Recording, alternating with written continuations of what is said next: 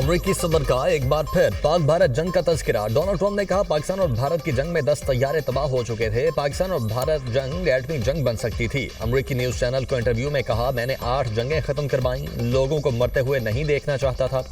पाकिस्तानी वज़ीर-ए-आज़म ने कहा, सदर ट्रंप ने 1 करोड़ जानें बचाई, अगर टैरिफ न होते तो पाकिस्तान और भारत जंग को रोकना मुमकिन नहीं था। अमरीकी सदर की ईरान को एक बार फिर धमकी, कहा मुज़ाकरात की नाकामी की सूरत में सख्त कदम उठाएंगे। अमरीका और ईरान के दरमियान मुज़ाकरात का दूसरा दौर आइंदा हफ्ते मुतवक्के है।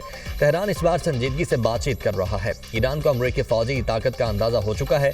मुज़ाकरात नाकाम हुए तो फौजी कार्रवाई के लिए एक और बहरी बेड़ा तैनात कर सकते हैं। कनाडा के सूबे ब्रिटिश कोलंबिया में फायरिंग का अफसोसनाक वाक़या, 10 अफराद हलाक, 27 ज़ख्मी। खबर एजेंसी के मुताबिक सेकेंडरी स्कूल में 7 अफराद को गोली मारकर कत्ल किया गया। स्कूल के अलावा एक रिहाइशगाह से भी 2 अफराद की लाशें मिली। हमलावर ने भी मुबैना तौर पर खुदकुशी कर ली। फायरिंग में जख्मी होने वाले 27 अफराद में 2 की हालत तशवीशनाक, 25 को मामूली जख्म आए। कैनेडियन हुकाम ने वाक़े की तहकीकात का आगाज कर दिया।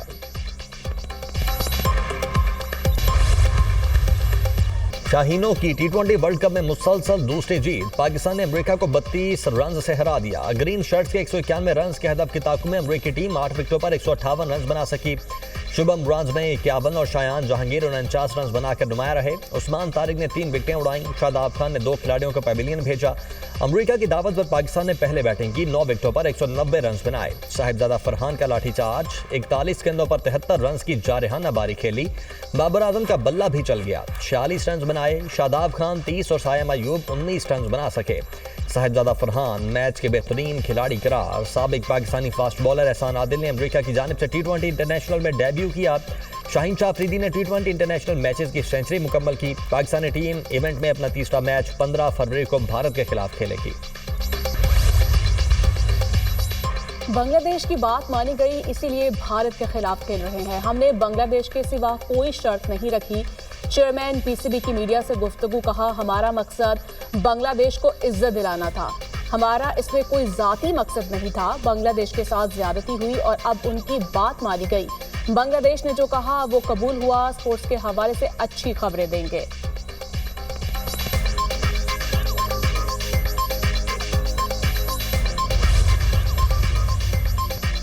सोलर पॉलिसी में अचानक बड़ी तब्दीली। हुकूमत ने नेट मीटरिंग का निजाम खत्म करके नेट बिलिंग मुतारिफ करवा दी। नई पॉलिसी के मुताबिक यूनिट के बदले यूनिट एडजस्टमेंट खत्म कर दी गई। लाखों सोलर सारिफीन पर इजाफी माली बोझ पड़ने का खदशा। सोलर सारिफीन 1 यूनिट बिजली ग्रिड को देते थे तो बदले में आपका 1 यूनिट फ्री एडजस्ट हो जाता था। अब ग्रिड सोलर सारिफीन से बिजली 8 से 10 रुपए फी यूनिट खरीदेगा। जब आप ग्रिड से बिजली लेंगे तो आपको मुकम्मल रिटेल टैरिफ देना होगा। ये टैरिफ तकरीबन 50 रुपए फी यूनिट तक हो सकता है। नई पॉलिसी का इतलाक फौरी तौर पर नए सोलर सारिफीन पर होगा। मुल्क में नेट मॉनिटरिंग सोलर सार्फिन की तादाद 4,66,000 तक पहुंच गई। 82% सार्फिन बड़े शहरों में मौजूद, लाहौर 24% के साथ नेट मॉनिटरिंग सार्फिन में सर फहरिस्त। मुल्तान 11, रावलपिंडी 9, कराची में नेट मॉनिटरिंग सार्फिन का हिस्सा 7% है। फैसलाबाद 6% के साथ फहरिस्त में शामिल। नेट बिलिंग पॉलिसी से कराची के 32,000 रिहायशी सार्फिन के मुतासर होने का भी खदशा। कराची में बिजली की खपत 2,900 से 3,900 मेगावाट है। नेट मॉनिटरिंग के जरिए तकरीबन 300 मेगावाट बिजली पैदा की जाती है। एनर्जी माहिरीन का कहना है कि डिस्कोस के इलेक्ट्रिक 55 से 60 रुपए में बिजली फरोख्त करेंगे और खरीदारी तकरीबन 11 रुपए में होगी। कराची चैम्बर के मुताबिक खरीदो फरोख्त की कीमत में बड़ा फर्क गैर मुनसिफाना है। नई पॉलिसी आवाम को बैटरी के इस्तेमाल की तरफ धकेलेगी। ज़र मुबादला के ज़खायर पर दबाव आएगा।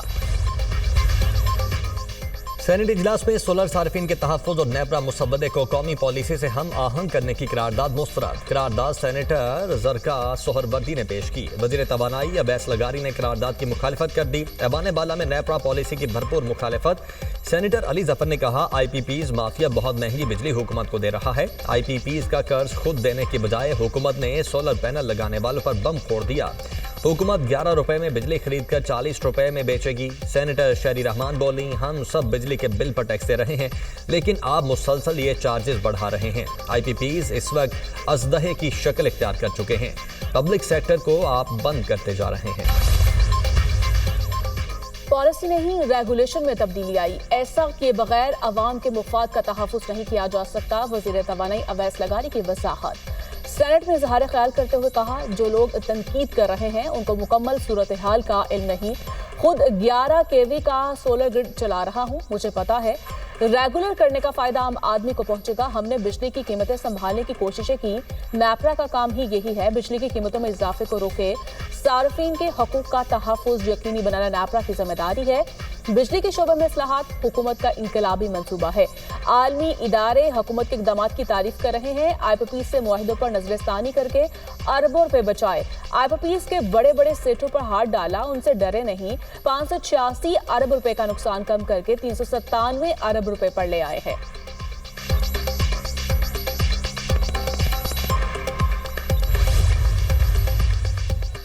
अमीर जमात इस्लामी ने नेट मीटरिंग का खातिमा अवाम दुश्मन फैसला करार दे दिया। हाफिज नईमुर रहमान का कहना है कि यह मुआशी दहशत गर्दी है। पावर सेक्टर में हुकूमत की तमाम पॉलिसीज नाकाम हो चुकी हैं।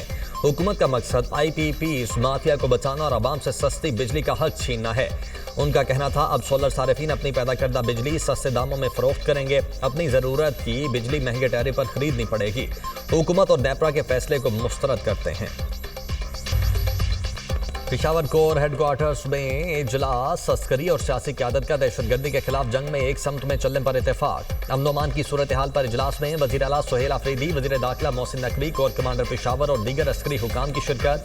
खैबर पख्तूनख्वा में मुश्किल अमन के क़याम के लिए मुतफ़िका पॉलिसी पर मुशावरत। वज़ीर आला की क़याम अमन के लिए मुकम्मल ताउन की यकीन दहानी। मालाकंड डिवीजन में सूबाई हुकूमत के नज़्म व नस्क को मॉडल के तौर पर नाफिज करने का फैसला। कामयाब मॉडल को खैबर और अगजई और कुरम में मरहलावार नाफिज किया जाएगा। वज़ीर आला खैबर पख्तूनख्वा की सरबराही में खुसूसी ज़ैली कमेटी कायम करने का फैसला। कमेटी मुतासरा अजला में अस्करी कार्रवाइयों का जायजा और तरक्याती मंसूबों की निगरानी करेगी। गैर कानूनी सिम कार्ड, धमाका खेज मवाद और भत्ताखोरी के खिलाफ सख्त इकदाम जारी रखने का फैसला। पेशावर में PSL मैचेस के इनेकाद का भी फैसला। वज़ीर दाखिला मोहसिन नकवी ने मीडिया से गुफ्तगू में कहा, दहशतगर्दों को शिकस्त देंगे। दहशतगर्दी के खिलाफ सब मिलकर काम कर रहे हैं। पाकिस्तान सबसे पहले है। खैबर पख्तूनख्वा को मजीद तजुर्बागार नहीं बनने देंगे। आवाम के हकूक पर किसी किस्म का समझौता कबूल नहीं। सुहेल आफरीदी कहते हैं, जाती मुफाद नहीं, सूबे के हकूक के लिए हर फॉरम पर आवाज बुलंद करूंगा। बंद कमरों में किए गए मुसल्लत शुदा फैसले मसाइल को जन्म देते हैं। खैबर पख्तूनख्वा में टैलेंट की कोई कमी नहीं, यहाँ सिर्फ मौके कम है।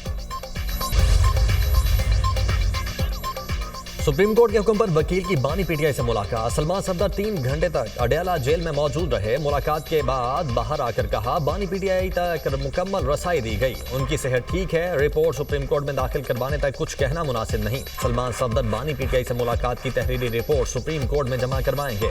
बानी PTI की बुशरा बीबी से भी मुलाकात करवा दी गई। बानी और बुशरा बीबी की मुलाकात जेल कॉन्फ्रेंस रूम में करवाई गई। मुलाकात का दौरानिया आधे घंटे से जायद था। जेल कवायद और ज़वाबित के खिलाफ कोई चीज हो तो मुलाकात पर जरूर पाबंदी लगती है। PTI वाले मुलाकात के बाद बाहर आकर उसको मुल्क के खिलाफ इस्तेमाल करते हैं। वज़ीर इत्तलात अता ताहिर की दुनिया न्यूज़ से खुसूसी गुफ्तगू। कहा, सिक्योरिटी इदारों को अपनी सियासत के लिए निशाना नहीं बनाना चाहिए। वज़ीर आज़म और अपोजिशन लीडर की मुलाकात कब होगी, इसके बारे में इल्म नहीं। अपोजिशन ने हाउस के इजलासों में शिरकत करना शुरू की, ये कमेटियों में भी वापस आए।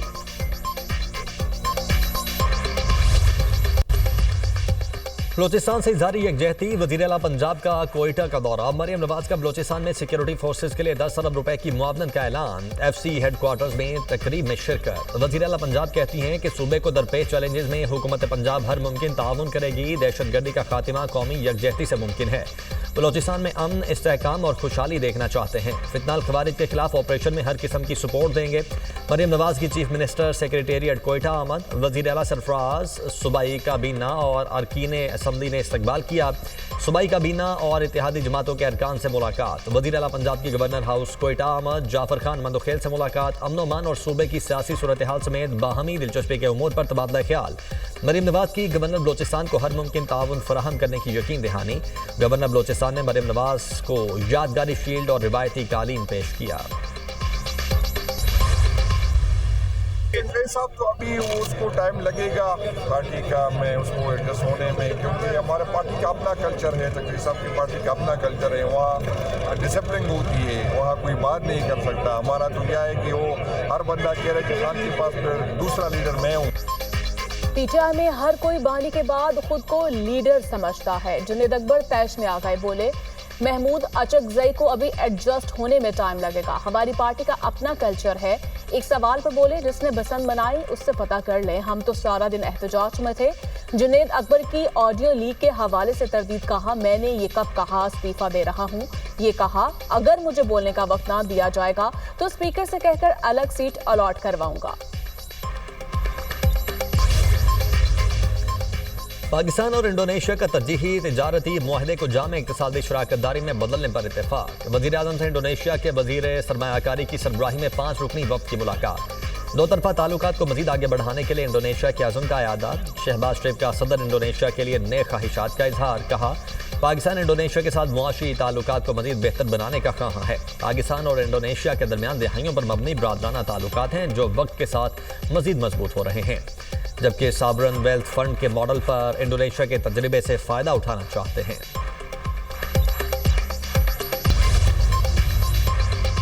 आज़ाद कश्मीर में सियासी सरगर्मियां तेज। हुक्मरान जमात मुतहरिक आसिफ जरदारी ने पीपल्स पार्टी आज़ाद कश्मीर की पार्लिमानी पार्टी का इजलास आज तलब कर लिया। ऐवान सदर में होने वाले इजलास में पीपी चेयरमैन बिलावल भुट्टो भी शिरकत करेंगे। सदर आज़ाद कश्मीर के इंतखाब से मुतालिक अहम मुशावरत इजलास का एजेंडा। डिप्टी स्पीकर के खिलाफ अदम एतमाद पर हतमी फैसला किए जाने का इम्कान। सियासी सूरत हाल और आइंदा जनरल इलेक्शन की हिकमत अमली पर भी गौर किया जाएगा।